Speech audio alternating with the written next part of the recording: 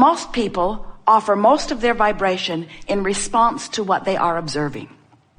So then, because observing good things makes you feel good and observing bad things makes you feel bad, then you set out as individuals and as cultures, certainly as governments, you set out to try to control the circumstances because you've already proven to yourself that attention to that good feeling thing makes me feel good and attention to that bad feeling thing makes me feel bad. So I guess we should just all, you say, control the circumstances so that we can feel good about more things. And then you battle endlessly about the way those conditions should be. Don't you? This is my land. This is my land. No, this was my idea. No, this was my idea. And as you scramble around battling with one another without even meaning to, you hold yourselves outside of your vortex of creation and you disallow by your attention to what is everything that you've put there, everything that you own, everything that you deserve, everything that you're worthy of, everything that's queued up for you, everything that has been assembled, all the cooperative components to everything that you've been asking for have already been assembled. You're the only missing component. So the question that we really want to get to the heart of as we are chewing together today is, are you a cooperative or an uncooperative component? And here's an easy way to know it. If you're frisky, you're cooperative. If you're ornery, you're uncooperative. If you're happy, you're cooperative. If you're unhappy, you're uncooperative. If you're joyful, you're cooperative. If you're pessimistic, you're not cooperative. If you're ornery, you're not cooperative. If you're overwhelmed, you're not very cooperative. If you're fearful, you are so uncooperative. And many of you would say, but I have reason for my fear. And we say, doesn't matter. You're uncooperative to your own cause. But I have reason to feel this way. I've been watching CNN and I know what's going on. You want me to be oblivious? And we say to that, we want you to be oblivious to the things that make you feel ornery, that make you feel fearful, that make you feel unhappy, that make you feel pensive, that make you feel angry. We want you to be oblivious to them while you are aware of things that make you feel better. But we've never known anyone who could just withdraw your attention from something because, first of all, your attention to it is the reason it's close by. And the reason it's close by is the reason you're giving it your attention. Sort of a cycle of attraction. And have you noticed that cooperative components are being assembled around whatever attitude you have about anything? Do you know that you could pick some subject that you're really bothered by and start talking about it? And before you know it, other people, even strangers that you've never talked with about this before, would suddenly be talking to you about that. And then all kinds of evidence showing you that you are a cooperative component of unwanted things would begin showing up in your experience. This law of attraction is so consistent and will give you constant feedback about what's going on with you. So it is really true that you get what you think about. You are source energy, and a part of you came forth into this physical body. And when in this physical body, sorting through contrast, you ask for something more, the larger part of you becomes it. And this is the story that you want to give your attention to. We want you to understand that when you get it, that there is a vortex of creation that is spinning, that includes all that you are, that holds with it the energy of source.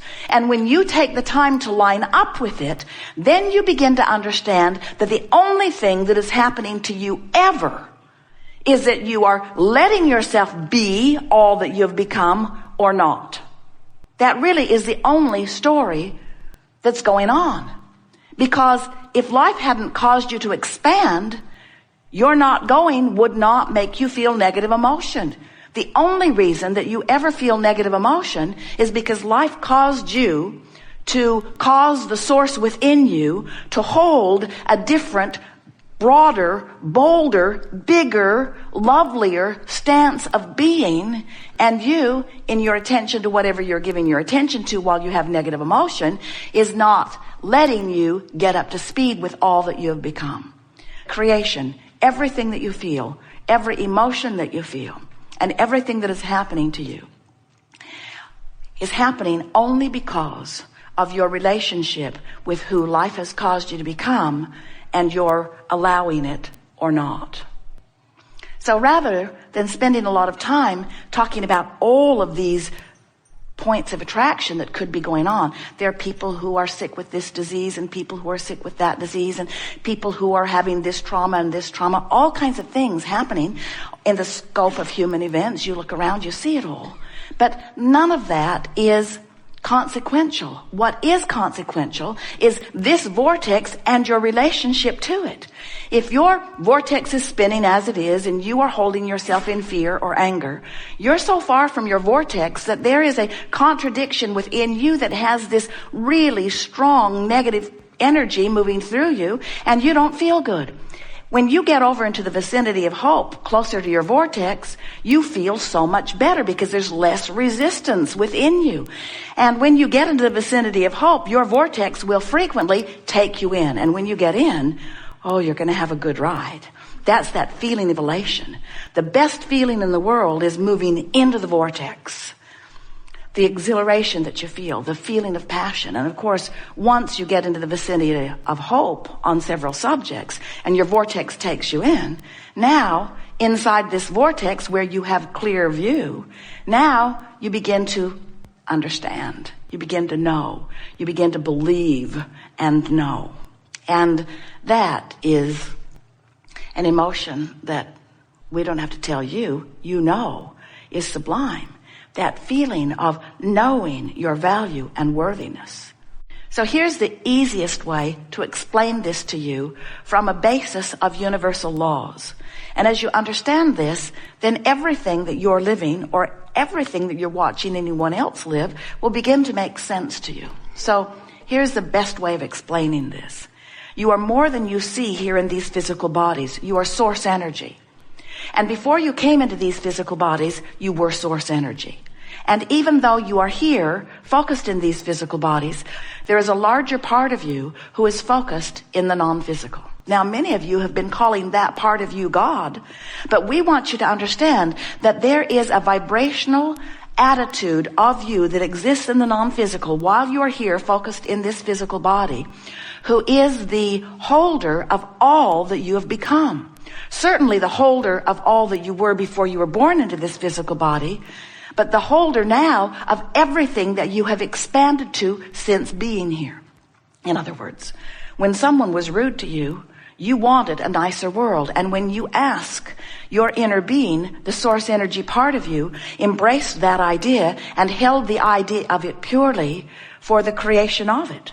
When you don't have enough wellness in your body, and so you ask for more wellness, that non-physical part of you takes that idea and holds steady the vibrational attitude of that.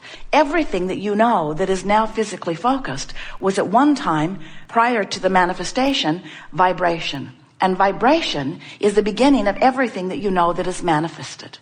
So it is important to realize that when you don't have enough of something and you ask for more of it, you send forth, we're not kidding you even a little bit, a vibrational rocket that the source energy part of you holds and becomes. That's why we can tell you unequivocally that when you ask, it is given every single time.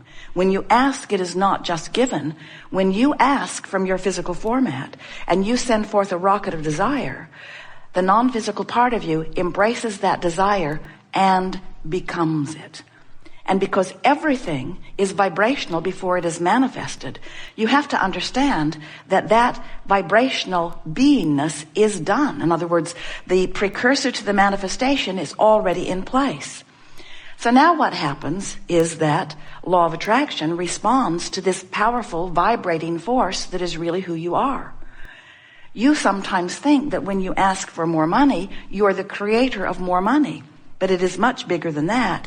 You are the creator of you, a more prosperous you. When you ask for a relationship, you might think that you are the creator of a relationship, but what you're the creator of is you within the relationship that you are desiring. In other words, we cannot find a stronger way of saying this, and so we're just going to leave it to you to hear it. We'll say it many, many, many times. You are the creator of your reality, which means you are the creator of you. You are the creator of you and your experience and your relationships and your body and your prosperity and your clarity. You are the creator of your relationship with everything that exists. You are the creator of your reality. And we so, in these hours that we are together today, want to draw your attention to this vortex of creation. Because every time you know what you don't want and you ask with greater clarity about what you do want, you add to this beingness that the source within you holds steady to. And law of attraction gathers, and these are the most important words you will ever hear, all cooperative components. So you have a vortex of creation, an assembly of all things wanted, circumstances and events, other people, attitude, information, everything that is necessary to satisfy the questions you're asking, the problems you're looking for solutions for, the creations you're creating. Everything is being assembled for you. In fact, vibrationally speaking, it is done. If we can get you to accept the reality of this vibrational reality, and if we can attract your attention from the reality that you are counting as reality. In other words, you often don't want to count it until it's manifested. You don't want to count your money until it's in your bank. You don't want to count your lover till in your bed. You don't want to count your prosperity or well-being until it is manifested where all can see it. And we want you to learn to see through the eyes of Source. We want you to come into, vibrationally speaking, your vortex of creation so that you can know your prosperity in the moment that it is a vibrational reality. And once we are able to, you might say, distract you from the reality that has so much of your attention and call you into the vibrational reality that is the precursor of your next reality, you're going to break loose into a whole new creating pattern. Things that have been log jammed for a long time are going to loosen up for you.